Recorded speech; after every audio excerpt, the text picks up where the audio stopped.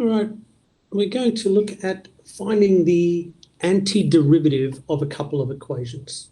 So let's have a look at this question here, and I will just select a few questions from each of these. So first I'll select 1C, finding the integral of 5x minus 3, 2.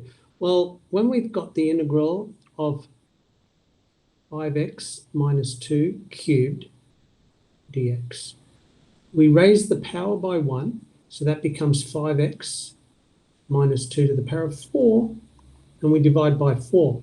We also, let me just try and do that a bit neater.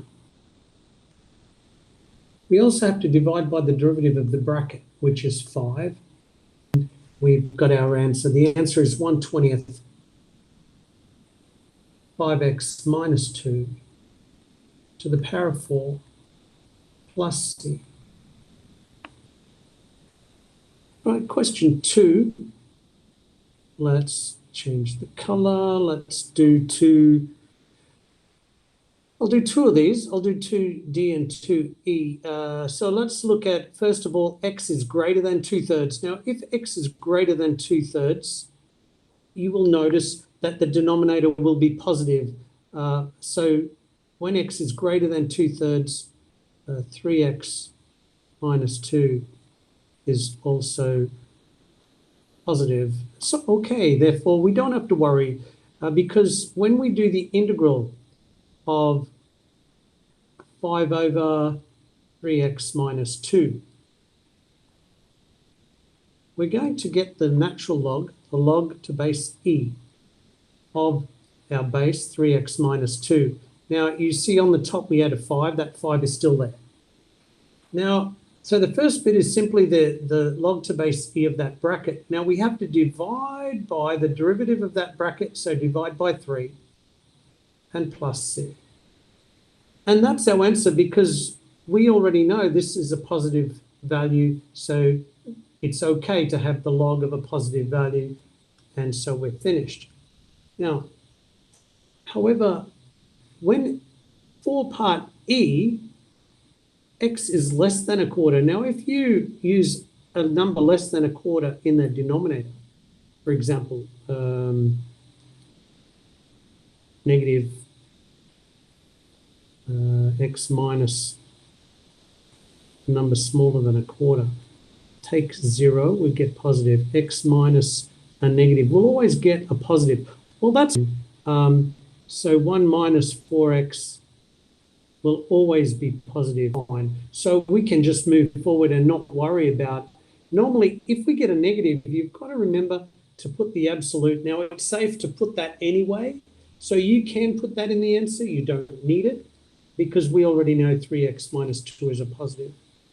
So let's get the integral of 3 over 1 minus 4x dx.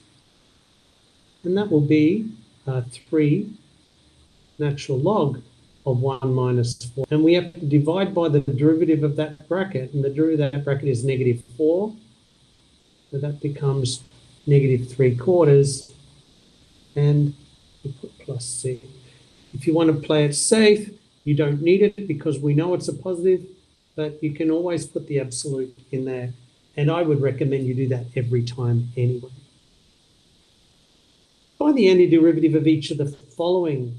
Use absolute value functions in your answer if necessary. Okay, so I'm just going to change this to 3x over x plus 1 over x. All right, that equals 3 plus 1 over x. All right, so I've just changed it to 2 numbers. So if I want the integral of 3 plus 1 over x, that will equal, so the integral of 3 is 3x.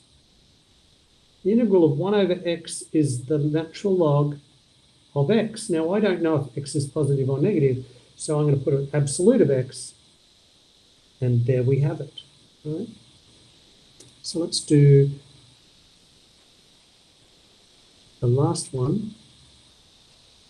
This is x plus 1 to the negative 2. So if I want the integral of x plus 1 to the negative 2, I'll raise the power by 1. So that would be x plus 1 to the negative 1, and divided by the new power, which is negative 1, and divide by the derivative bracket, which is 1. And there is the answer. I'll just write it like this, negative 1 over x plus 1 plus c. All right.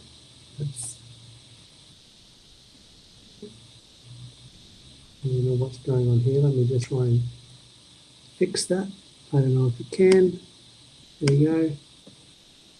X plus 1 plus c. All right. I hope this has helped.